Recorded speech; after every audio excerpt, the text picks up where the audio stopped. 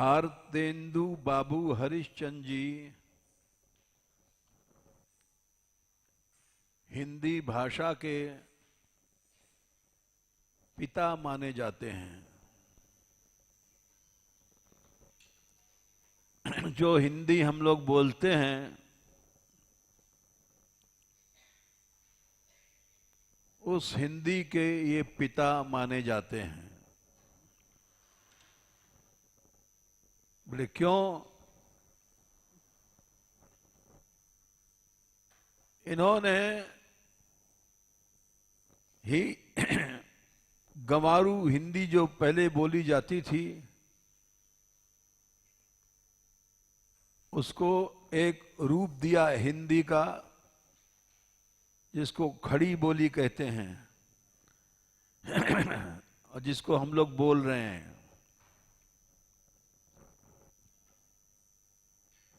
कैसे दिया रूप? कोई काम बिना पैसे के नहीं होता है। इन्होंने, इनके पास बहुत पैसा था, उस पैसे से इन्होंने बड़े बड़े लेखकों को पैसा दिया। बालकृष्ण भट्ट, प्रताप नारायण मिश्र उस जमाने के लेखक थे। हिंदी इन्होंने उनको कहा लिखो, प्रचार करो, तो संसार में हिंदी का प्रचार हुआ और ये हिंदी के निर्माताओं में यानी पिताओं में इनकी गिनती भई।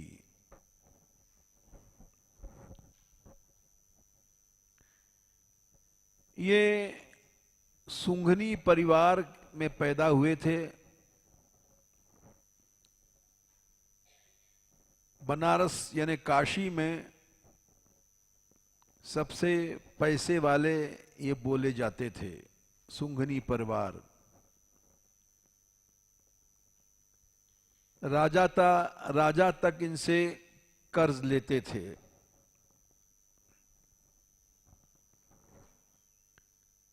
जब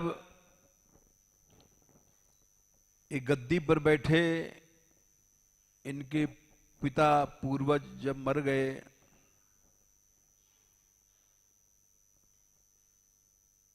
तो इन्होंने सारा पैसा धीरे धीरे बांटना शुरू किया लेखकों को। लेखक लिखेगा, खाएगा क्या? जब कमाने की चिंता, रोटी दाल की चिंता रहेगी तो क्या लिखेगा बेचारा?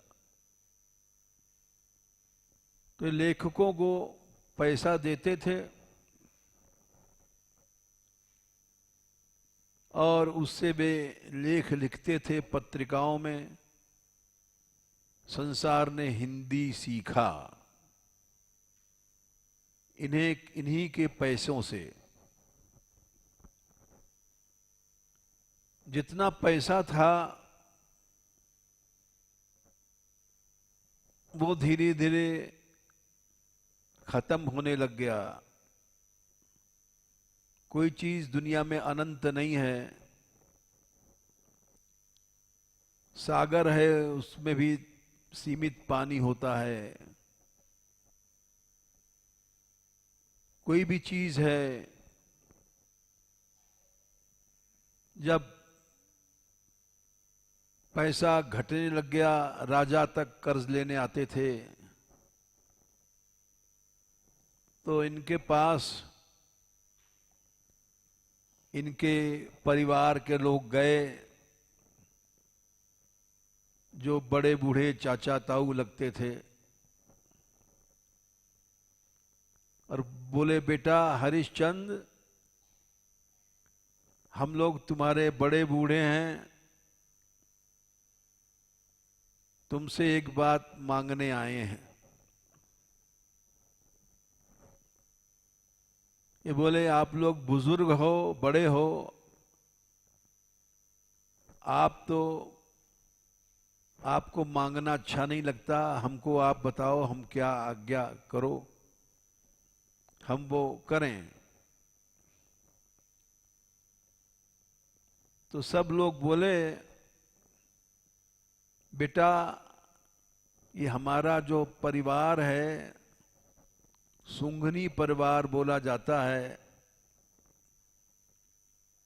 सैकड़ों साल से हम लोग बड़ी इज्जत वाले हैं, पैसे वाले हैं, अरबपति खरबपति भी हमारे सामने कुछ नहीं है।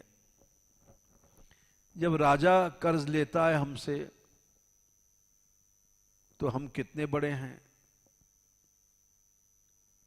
ये बोले हाथ जोड़ करके आप ठीक कहते हैं, राजा हमसे कर्ज ले जाता है कभी कभी। तो ये बोले बेटा 12 पीढ़ी से ये पैसा तुम्हारे हाथ में आया है। पीढ़ी माने 12 पुरखे मर गए तुम्हारे, बाप, बाप का बाप, बाबा, बाबा का बाबा, पर बाबा, 12 पीढ़ियों से ये पैसा इकट्ठा हुआ है। बोले हाँ दादाजी आप लोग ठीक कह रहे हो, और तुम बेटा उस पैसे को बर्बाद करने में तुल पड़े हो। क्या इससे तुम्हारे पुरखों की आत्मा खुश हो जाएगी? उन्होंने एक एक पैसा जोड़ा और आज हिंदुस्तान के सबसे बड़े पैसे वाले काशी में हम बोले जाते हैं सुंघनी परिवार। तुम इस तरह से लुटाते हो, पैसा देते हो और इस तरह से तुम खाक में मिल जाओगे, और तुम ही नहीं तुम्हारे पुरखे भी खाक में मिल जाएंगे। वो स्वर्ग में बैठे हैं, वो तड़फेंगे कि ऐसा लड़का पैदा हुआ जिसने घर की इज्जत बर्बाद कर दिया, भिखारी बना दिया।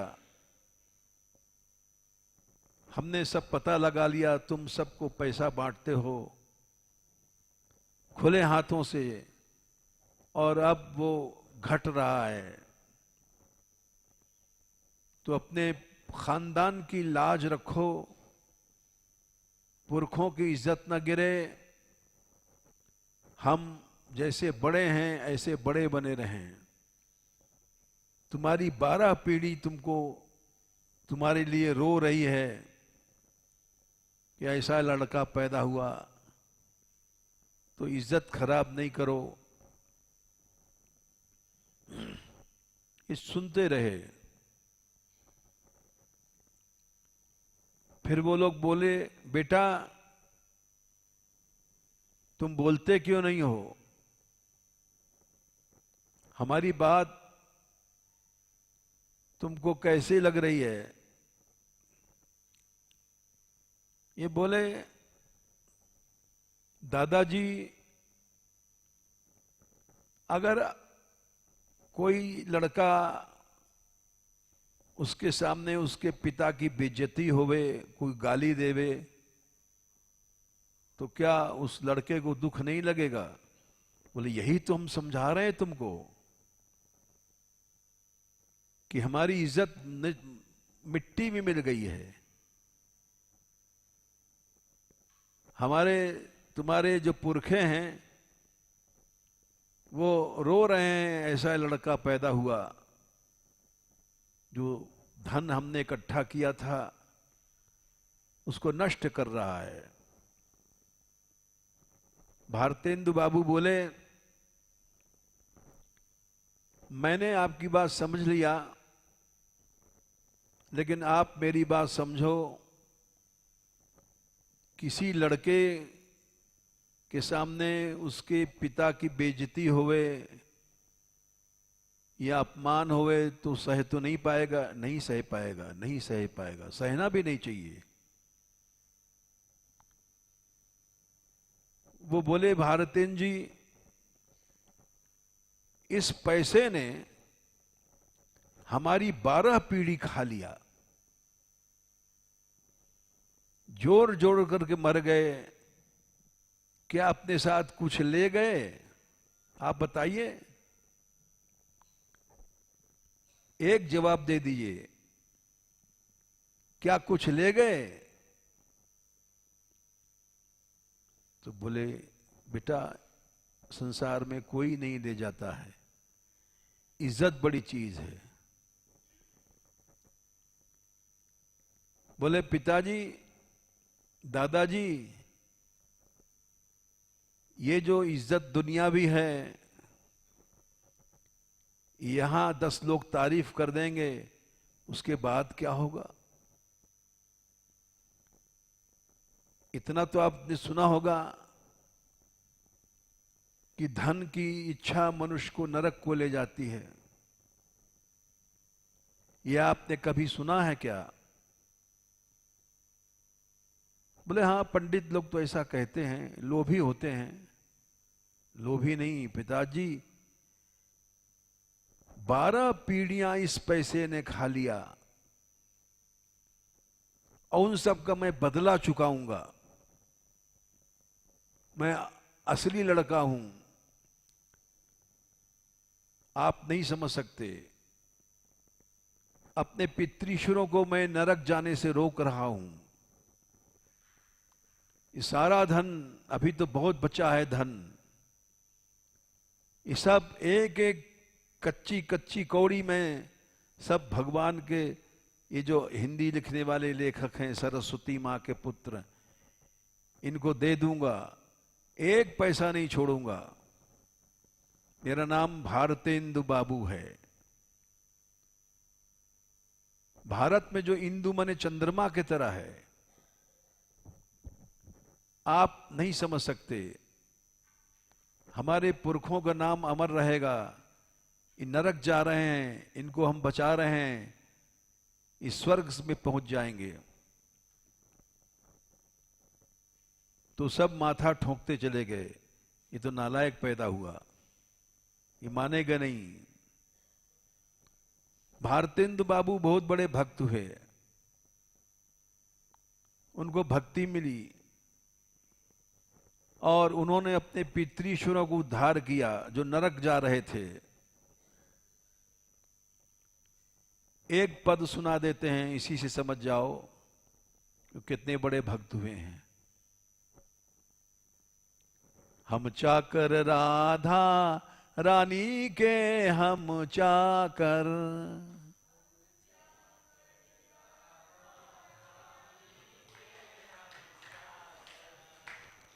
ठाकुर श्री नंद नंदन के, हाँ वृषभानु लली ठकुरानी के,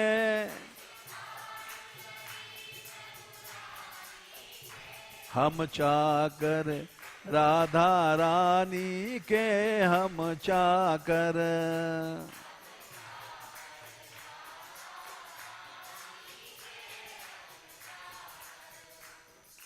निर्भय रहत बदत नहीं काहू,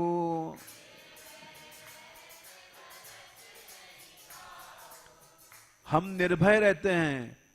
जमराज का हमको डर नहीं है, नरक का हमको डर नहीं है। हम जा रहे हैं संसार से, अपने पितृश्वरों का उद्धार करके जा रहे हैं। निर्भय रहत बदत नहीं काहू,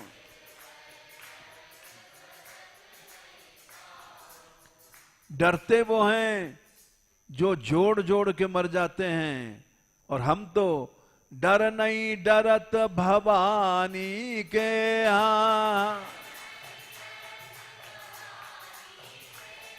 डर नहीं डरत भवानी के, हाँ हम चाकर राधा रानी के हम चाकर।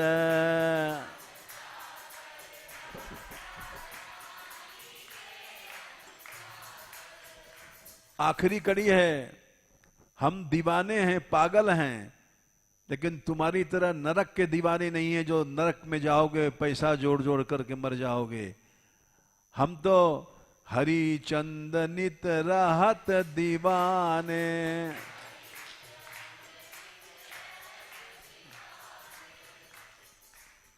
जो राधा रानी जिनकी इतनी सुंदरता है, अजीब सूरत है, हम उनके दीवाने हैं। सूरत अजब निवानी के यहाँ हम चाकर राधा रानी के हम चाकर।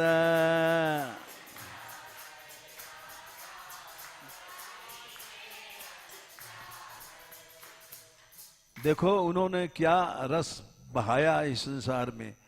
हम लोग अब तक गा रहे हैं, नाच रहे हैं, ये उन्हीं के पैसे का प्रताप था।